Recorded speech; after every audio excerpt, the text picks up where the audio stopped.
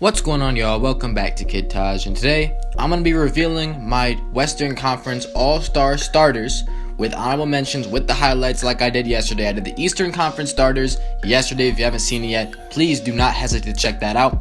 If you enjoyed this video, please don't forget to leave a like, comment an idea down below. If you want to see me do the reserves, which I'm probably going to do next, subscribe if you're new, whatever. But I do have a few things to address before I get into the Western Conference starters. The first thing is that in the Eastern Conference video, I did make a little bit of a mistake when I said my honorable mentions. I was going to change this. I said Hassan Whiteside was my third honorable mention for the front court. I had Butler, Giannis, and LeBron starting in the front court, and Love and George were my first two honorable mentions. Whiteside shouldn't actually be the third one. I changed my mind. I'm thinking it's got to be either Joel Embiid or Kristaps Porzingis in that slot instead. Maybe even Paul Millsap. It's definitely one that's tough to gauge, and those guys will be in the conversation for reserves, but it doesn't really matter because I was doing the starters and the honorable mentions. You know, they're not that important to who I'm having starting, except for like the guards, because the guards in that video was actually really tight, really close calls. For this video, I actually had some comments about this in the last video. People thought that this was predicting who would start. Some people were like, oh, well, we all know that Kyle Lowry's not going to start because he's not going to get voted in or something like that. I think someone was talking about how they won't get voted in, a player won't get voted in because the fans aren't going to vote smart and they're going to vote Kyrie all day or whatever. This is based on who I think should start, not who I think's going to start. And in this video, it's like me saying Steph Curry, who's going to be an honorable mention. I'm going to give that away real quick. It's like me saying Steph Curry is going to start. Because I do think Steph Curry is going to get voted in, unfortunately. And I don't think he should. But, you know, I don't want him to. He doesn't deserve to start in this game. And it's not because he's been playing bad. I mean, he hasn't been playing as well as he did last 2 years. But it's just other guys are playing better. And we're going to find out who those guys are in just a second. Let's start. We're gonna start with the backcourt as we usually do, and the first member of the backcourt, I'm electing Russell Westbrook, Oklahoma City Thunder point guard, who is putting up some of the most stunning statistical outputs that we have ever seen in the NBA. Yes, Russell Westbrook was asked to carry a lot of the load this season as other star Kevin Durant left Oklahoma City to join the Warriors, as we all know, in the offseason. And Westbrook, I think we anticipated a large stat line, but I don't think anybody, or I don't think a lot of people expected him to do what he's doing now, averaging around 31 points, 10 assists, and 10 rebounds. Yes, currently he is averaging the triple-double, which has not been done since Oscar Robertson. Yeah, Russell Westbrook has been amazing for this team so far, not only with the stats, but the team's actually been better than we thought. They're in the playoff race. They're going to probably be somewhere between that 4 and 7 range when it's all said and done. And I don't think there's any reason why you can exclude a guy who's leading a team full of players who no one else on his team qualifies as a star player, and he's leading that team to a playoff spot while averaging 30 points and a triple-double. You don't get better than that. There's only one player in the league that's doing as much as Russell Westbrook is, and it's the next guy that I'm going to talk about, and that's Houston Rockets point guard. Yes, point guard. This series, the point guard, James Harden. Guys, James Harden is still being slept on. I mean, I feel like he's getting attention, but for what he's doing, he should be getting more attention than he's getting. The Rockets have been absolutely amazing. The wins have been fantastic. James Harden's value has soared. He has taken a tremendous step from last season. He's averaging 28 points, 12 assists, and 8 rebounds. That's unbelievable, and that's almost as good as what Russell's doing. 3 less points, 2 more assists, 2 less rebounds. I mean, really, is there that much of a difference? Not to mention the fact that James Harden is actually leading his team to a much better record than Russell Westbrook's leading his Oklahoma City Thunder to. Granted, I guess I would say that the Houston Rockets have a better squad, like they have better players alongside Harden than the Thunder have alongside Westbrook, but I do think that in terms of MVP, I would go Harden all the way right now. I think people are over-exaggerating a little bit the triple-double, because Harden is damn near averaging a triple-double too. I mean, like I said, he's averaging 3 less points, 2 more assists, and 2 less rebounds. I mean, honestly, is that so much of a difference? And James Harden's leading better, as I don't know. I gotta say, I take Harden over him in the MVP race. But that's not even the video. We're talking about Western Conference All-Star starters. It's obvious that Westbrook and Harden need to be the starters for this game. I mean, there's not even a question. No one in the honorable mentions, which I'm going to mention in a second, deserve to start over these guys. There really shouldn't be an honorable mentions, but I did like 3 for each category. So yeah, we're going to take a look at those. The first honorable mention is a guy I mentioned already, and it's Golden State Warriors point guard Steph Curry. Steph Curry was the leading vote getter last season for the All-Star game. He was a unanimous MVP last year, and he's also a 2-time reigning MVP. Steph Curry is pretty established in the NBA, but I don't think he should get the starting spot this year. And I think that he will. As I said earlier, I think that the fans are going to go crazy and vote for him. Maybe they won't. Maybe they'll focus their voting more on Kevin Durant, since he's been the best player on that team this season. But Steph Curry definitely will get into this All-Star game, and he's probably the third best guard in the Western Conference this season. I mean, we can debate, as I mentioned, the other 2 guys for this spot, who's been better. But Steph Curry's had a pretty good season. Maybe not by his standards, since his efficiency's been down, his scoring's been down. Obviously, that was going to happen when you bring in Kevin Durant. You're not going to score as many points, but he just hasn't been as good as he was, when in terms of efficiency. But they're winning games. He's putting up 24 a game. I mean, there's not really a lot to take away from that. He's an all-star, certainly, and likely, if Westbrook or Harden are to get injured, one of them is to get injured, he's definitely, I think, their injury replacement for a starter. He would be the third guy, is my thing, but he definitely shouldn't start in this game. The other honorable mention that could really make some noise here, and I don't think they will, honestly, and this guy's not going to get voted in over Westbrook or Harden or Curry, but he's been playing arguably as good or better than Steph Curry when he's healthy, and it's LA Clippers point guard Chris Paul.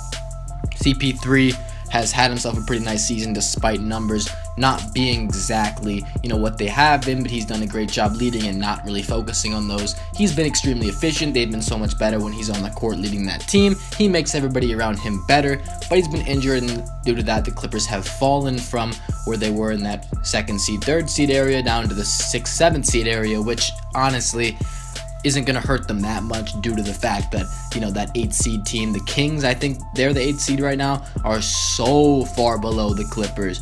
But, they fell a lot, and he's had a great season when he's out there. But, yeah, he can't compete with Westbrook or Harden. The last guy, I had to mention him, it's Damian Lillard, Portland Trailblazers point guard.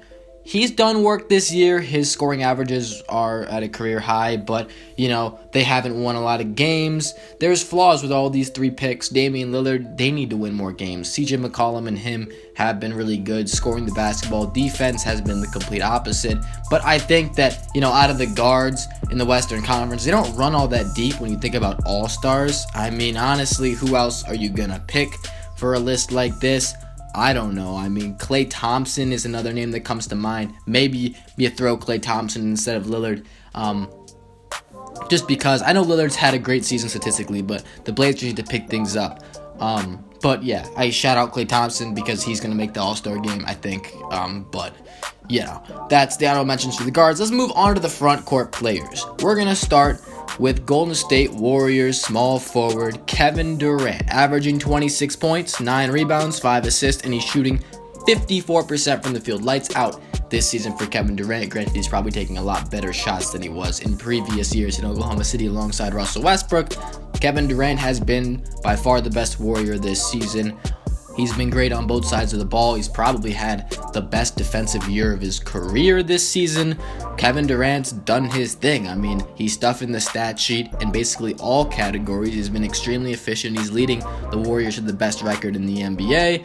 You gotta put him on here. I think he's been the best forward in the Western Conference this season. The next guy I'm talking about has been almost at Durant's level of play, if not at his level of play, and it's San Antonio Spurs small forward Kawhi Leonard, averaging 24.6 rebounds, leading the San Antonio Spurs to the second best record in the NBA, along with his stellar defensive play. Kawhi Leonard's going to be a starter in this thing. I think it would be, pretty upsetting to see him not be a starter because he's done so much. He's had his best year of his career this year, and the Spurs are playing great basketball as of late, and I think that he will start in this game. There's not really a lot to explain here. I mean, he's leading a team to a great record. He's a great player on both sides of the ball. He's done a lot. Yeah, not really much else to say. Let's get on to the last member. We got a center. In the Eastern Conference, I just did 3 small forwards in the front court because they've been the best. But we actually got a center here, and it's Sacramento Kings center DeMarcus Cousins, averaging 29 points and 10 rebounds so far this season. Cousins has been incredible in terms of all-around scoring ability. He's been hitting shots from behind the arc, inside, post scoring. He's still kept his rebounding up. And this is the most impressive part of it, is that the Sacramento Kings are currently in the 8th seed. I think the Denver Nuggets, I know, are like right with them, but the Nuggets lost, I think, last game and the game before that maybe. So the Kings are right there, threatening to make the playoffs. For the first time, they've never made the playoffs with DeMarcus Cousins. That's crazy. And DMC has had a stellar year, leading the Kings to their best record so far yet. And I think it's great. I think that he's got to be in this game because he's done so much for this team with such little help, with guys that, you know, really don't want to play, like Rudy Gay. I mean, honestly, Rudy Gay does not even want to be in Sacramento right now, and he's done it all. DeMarcus Cousins has been huge for this team. He's gotten better. He's underappreciated still because the Kings are always thought of as irrelevant, but that team might just make the playoffs. I think they're the favorite to get that 8 seed. The Portland Trailblazers are all out of sorts right now, and it's theirs for the taking, and DeMarcus Cousins has done so much for a team that doesn't provide him with nearly enough support. Let's get on to the honorable mentions. This was a very tough one, and it's going to be New Orleans Pelicans power forward / center, Anthony Davis. Now, this guy was putting up monster numbers at the beginning of the year. The Pelicans have gotten better, but it was like between him and Cousins. We wanted one big. I mean, they're very similar in terms of the fact that they're both big men that put up great numbers, that are on just not good teams with bad support, but they've gotten better. I mean, the Pelicans have been playing really good lately. The Kings, I mean, they're in that 8 seed, like I said. The Pelicans, I believe they're like 10th or 11th or something like that. These guys are bringing their teams to better records than we think they should have, and they're both great, but to me, you can't have more than one of these guys in the game.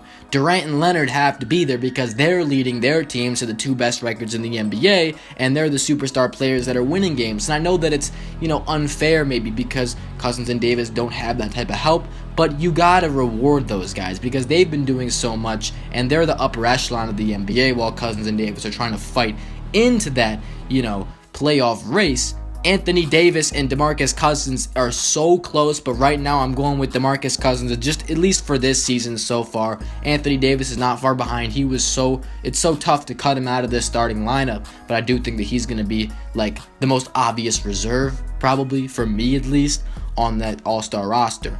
Another honorable mention is a guy that gets absolutely no credit for what he does, and it's Memphis Grizzlies center Marc Gasol. The Grizzlies just go under the radar always. Their star players don't get enough credit.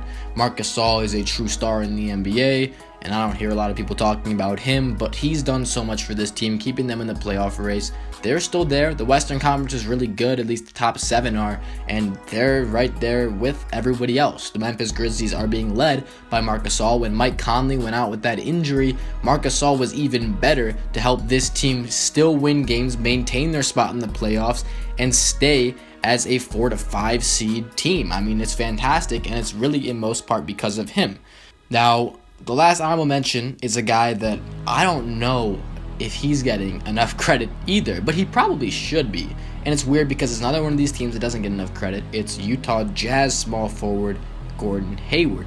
The Utah Jazz have been fantastic, brilliant, really all season long because they haven't been healthy. They're a 4 seed, I think, or maybe 5 or something like that. They're right in the mix where they're with the Grizzlies. I think they're ahead of the Grizzlies, but I believe they're in the 4th seed right now. But they've been injured all season. George Hill has missed almost the whole season. Derek Favors has missed so much time. Gordon Hayward missed time. Rodney Hood, I don't know if he missed time, but Alec Burks, I don't even think he's played a game yet. They've had so many significant injuries, but they still are in that 4th seed, and I think they're a dark horse championship contender. You might call me crazy, but they've been so injured, yet they've been able to maintain where they are.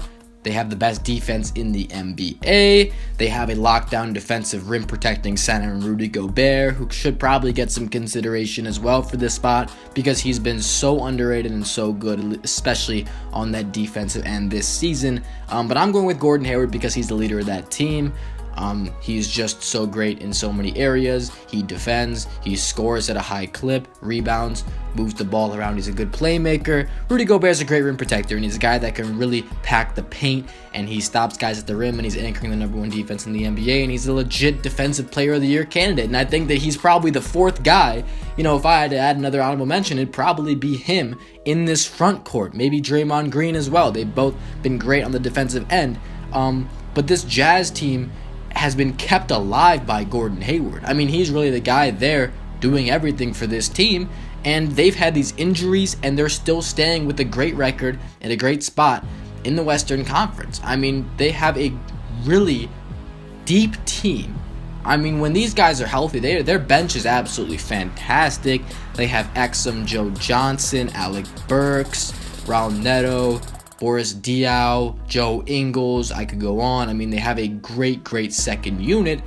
And then in their starting lineup, they've got just some really solid five in George Hill, Rodney Hood, Gordon Hayward, Derek Favors, and Rudy Gobert that can lock down. And they can get their scoring from the guy like Gordon Hayward and Rodney Hood, and Hayward has been the best player on that team offensively this season. He's been their leader, and I definitely think he should be in this game as a reserve at least. That's gonna do it for this video.